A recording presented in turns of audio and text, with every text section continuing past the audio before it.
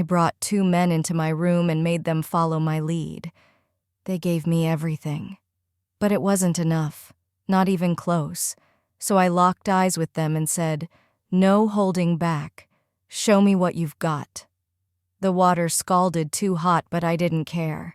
I needed something, anything to kill the ache. In that Miami motel bathroom, steam curling around me like a lover's breath, I tried for minutes, moving slow, deliberate circles, chasing release. Nothing came, not the way I needed. My back pressed against the cool tiles, chest-heaving lips parted in a silent plea. I tried again, slower then faster. No spark. I shifted one foot, braced on the wall, angling different. My palms pressed hard, breath ragged, biting my lip as a flicker of heat sparked, then died. I sighed, frustrated, but didn't stop. I gripped tighter, moved harder, begging for something to break. My skin screamed oversensitive, body burning, but nothing I did was enough. I closed my eyes, tried to picture someone, anyone to push me over. The images flickered static, faint, too far. My hands ached, still nothing. I needed more, craved it. My skin too tight, pulse too fast, my own touch failing to fix the hunger clawing under my skin. I groaned, half choked, and slapped the water off, mad at myself, the motel, the quiet night. I grabbed a towel from the rack, wrapped it around my chest tighter than needed, the rough cotton biting my skin. The room's air hit my damp skin, cool, sharp. I stepped to the bed, spread a clean sheet over the rumpled covers, and lay back, hair sticking to my shoulders. My legs twitched under the towel, chest rising with shallow, restless breaths. I was flushed, wired, aching everywhere, not boredom, but a deep, gnawing hunger that owned me. My mind drifted to the man at check-in, tall, lean, older eyes avoiding mine, but seeing everything, and his brother, bigger, broader, with a grin that lingered too long. They didn't say anything wrong, but they didn't need to. My gaze flicked to the phone on the nightstand. Too much, too obvious. Maybe not. My fingers hovered over the keypad, lingering a beat too long. Then I grabbed it, dialed the front desk. 2 rings, then his voice, calm, polite, the same guy from check-in. "Hello," I said, soft, letting the word hang. "I need help with something in my room." A pause. "What kind of help?" I smiled. "Could you come look better if I show you?" Another pause. "All right, I'll be right up." I hung up before he could say more. Still wrapped in the towel, warm from the shower, I sat up, fingers brushing the towel's edge at my thigh. I thought about changing, maybe the thin tank top I packed, or the old shirt I sleep in, but didn't move. This was enough. I walked to the door, each step pulling me deeper into the moment. A knock came fast, then another harder. I opened it. Both were there. The tall one hung back, quiet, watching. The bigger one stood closer, knuckles still raised from knocking filling the doorway. Their eyes dropped, taking in the soft towel, my wet hair, the warm light behind me. "Something wrong here?" the big one asked, voice low, polite. I tilted my head, not moving aside. "Depends," I said. "Either of you good at fixing real problems?" Their expressions shifted, a glint of something sharper, focused. Confusion gave way to hunger. I stepped back. The tall one moved first, slow, unsure. The big one followed, glancing between me and the room like he needed an anchor. I shut the door. The air thickened, close, heavy, with unspoken intent. They lingered by the wall, postures stiff, uncertain. I walked between them, the towel brushing my thighs, their eyes tracking every step. "I didn't call because something's broken," I said. "I just don't want to be alone anymore." They didn't answer, still waiting, still unsure. So I chose for them. I turned to the tall one, stepped close. He looked at me, frozen.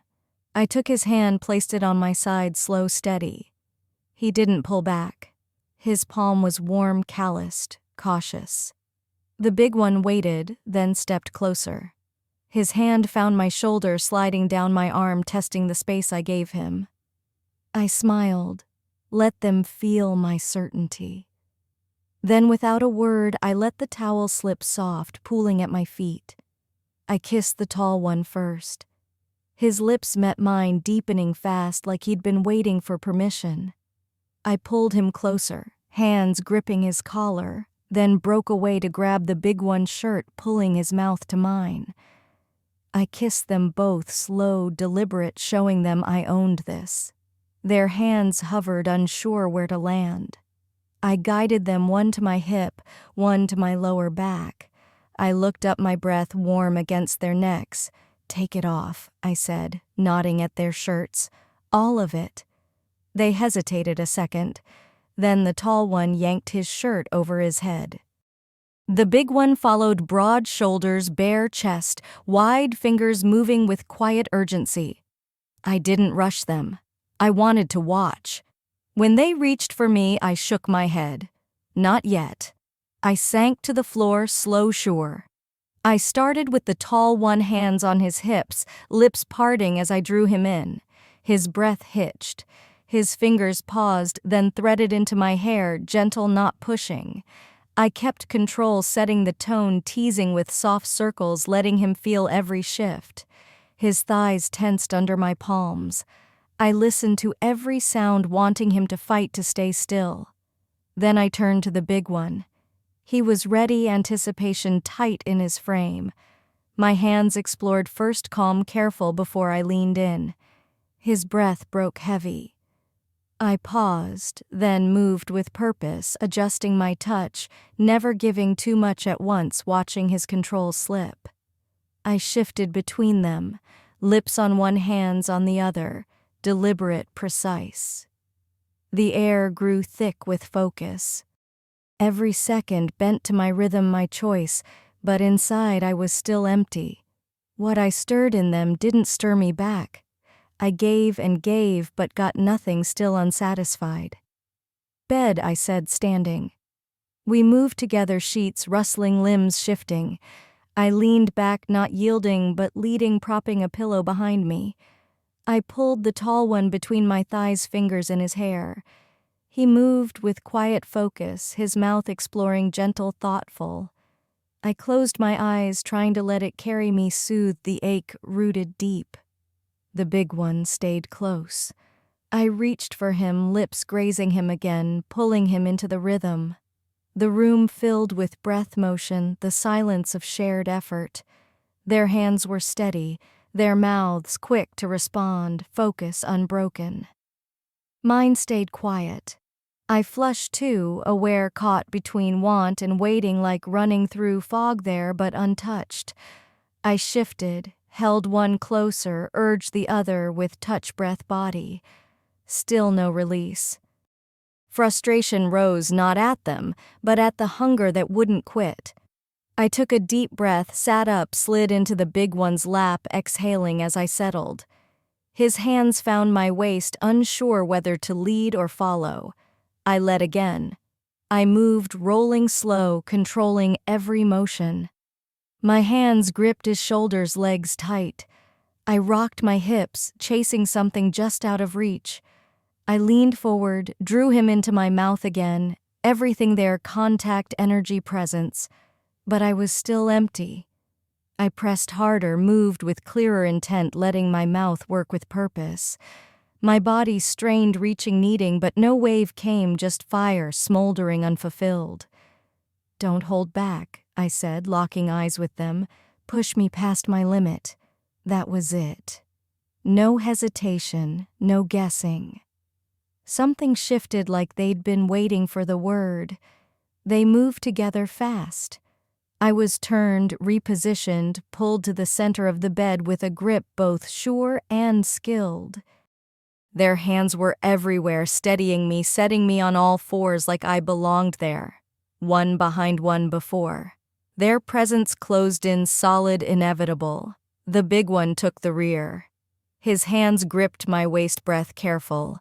Then his body pressed close strong, certain no restraint left. The tall one moved forward, his fingers tangled in my hair, no hesitation now. His lips met mine again, fierce or urgent. I welcomed him, adjusting as he pressed deeper. My throat tightened, fingers curling into the sheets. They weren't following my rhythm anymore, they'd made their own, and I had to keep up. The tall one moved steady, relentless, my eyes stinging with effort. Behind me, the big one's grip tightened, pulling me closer as his rhythm grew heavier. I tried to make a sound, but it vanished in the heat, the motion, the weight. No questions, no gentle touches. I didn't need them. This was what I wanted. They worked against each other, one pushing forward, the other pulling back. My arms shook, trying to match their pace, but I didn't stop. They kept me close, driven by momentum, urgency.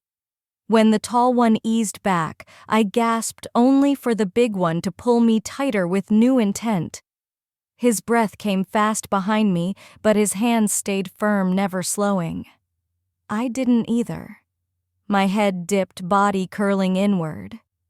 I looked up, ready for the next wave, and they didn't make me wait. They moved me again, hands lifting, turning me like they knew what came next. The tall one pulled me upright while the big one lifted my hips, adjusting me with confidence. I was dizzy, breathless, body pliant as they turned me onto my back, head tilting off the bed's edge, legs loose, exposed to their intent. I blinked at the ceiling, the world upside down, barely registering the shift before they came at me again. The big one moved between my thighs, finding a rhythm sure, quick, like he knew how to unravel me. My hands clutched the sheets behind my head. The tall one leaned down, claiming my lips again, urgent, matching my breath to his pace. No control left, not even the illusion. I met him as best I could, moving with him, breath catching as the tension built. My throat tightened, arms straining, breaths shallow. I couldn't speak. Every part of me answered, caught, swept away, alive. The sound I tried to make dissolved in the heat. A choked moan rose in my chest, trapped by the pressure building everywhere. I shook, unable to stay still under their rhythm. Then the tall one paused, standing firm, his presence steady against my lips, controlled, deliberate. And it broke. The pressure I'd chased all night shattered, a wave crashing through, sudden, overwhelming. My spine lifted off the bed legs, jerking, a raw, broken sound escaping as it consumed me. Tears slid silently, pooling on the floor. They didn't stop. The big one held his rhythm. The tall one eased back, letting me breathe, then leaned in again with a low, rough sound that shook my chest. I'd just broken, and they were only starting. I barely felt them shift me again. Between shallow breaths and scattered thoughts, the big one lay back, pulling me onto his lap, my legs still trembling from what had passed. My body moved on instinct, no resistance. I tried to balance, to catch the moment, but then the tall one moved behind me, hands firm on my waist. Something new came, lower, slower, unexpected. I gasped, not from pain but shock. He moved carefully, deliberate, like it was inevitable. My head tipped forward, breath caught, lips parted in disbelief as I adjusted to the new intensity. They surrounded me, one below, guiding my motion, one behind, anchoring every shift. My body wasn't mine anymore, owned by their rhythm, their sound, their heat. They moved as one, seamless, controlled, like they knew how to pull me apart. My limbs reached blindly, fingers grazing the big one's chest, trying to hold on. I made sounds I didn't expect, half words, broken vowels, meaningless, but enough. The tall one leaned closer, his breath on my shoulder, lips brushing my skin, drawing sounds from somewhere I'd never touched. My hips twitched, body taut. They didn't slow, their rhythm steady, unrelenting. I pressed my forehead to the big one's chest muscles, slack, thoughts gone. My voice faded to a whisper. Please, I said, unsure what I needed, only that I didn't want it to end. They didn't let me down. Hands hooked under my thighs, others braced my back. I hung between them, weightless, breathless, held like I was nothing but need and surrender.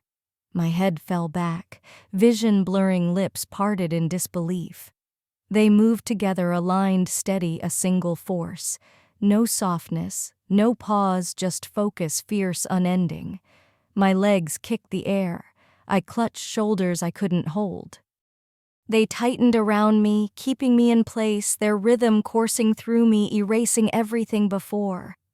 I cried out, not pain, but everything, their mouths finding me, one at my neck, the other warm on my chest. Their lips met my skin, breaths, trembling fingers gripping. They didn't speak. They didn't need to. Their focus was total, and mine matched it. I was caught, lifted, moved, surrounded.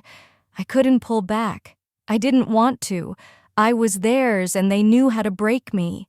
My spine arched, my breath vanished, my body tensed. Then the second release hit, fierce, unstoppable. It tore through me, swift, overwhelming.